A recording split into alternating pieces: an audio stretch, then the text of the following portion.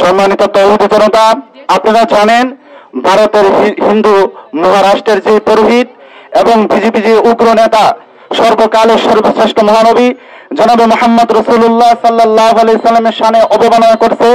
আমরা এই বিক্ষোভ মিছিল থেকে তার তীব্র প্রতিবাদ জানাচ্ছি।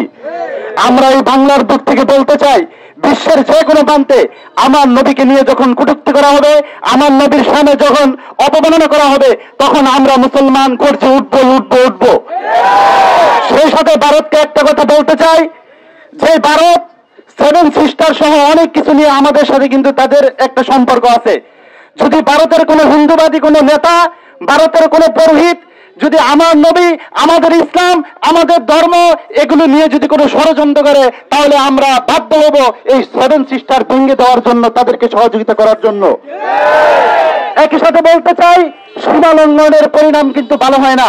বিগত আওয়ামী লীগ ফ্যাসিস্ট সরকার যখন সীমা লঙ্ঘন করছে, আলেম ওলামা ইসলামের সাথে যখন তারা বেয়াদবি করেছে, তখন কিন্তু তারা তাদের সবকিছু ছেড়ে তারা কিন্তু এই দেশ থেকে পালাতে বাধ্য হয়েছে।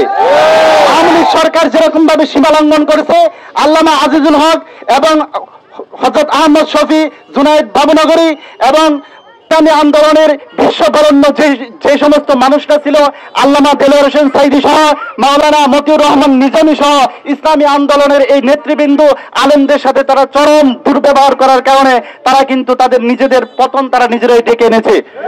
সুতরাং আবারও যদি ইসলাম ধর্ম এবং এই সমস্ত আলেম ওলামাদের সাথে নবীর শানে যদি কটূক্তি করা হয়, তাহলে যেই রাষ্ট্রই করবে, যেই ধর্ম যেই দেশের থেকেই করা হবে, আমরা তার তীব্র প্রতিবাদ করব এবং নবীজির শানে কার্যক্রম করার কারণে তাদের সেই রাষ্ট্র কিন্তু ভেঙে যাবে। সুতরাং আমরা এখান থেকে এর তীব্র প্রতিবাদ জানাচ্ছি এবং সেই সাথে যেই পুরোহিত এবং বিজেপির যেই নেতা আমার নবীজির শানে কটূক্তি করছে, তাদের সর্বোচ্চ দণ্ড, ফাঁসির দণ্ড কামনা করে এখানে আমার বক্তব্য শেষ করছি। আসসালামু আলাইকুম ওয়া রাহমাতুল্লাহ।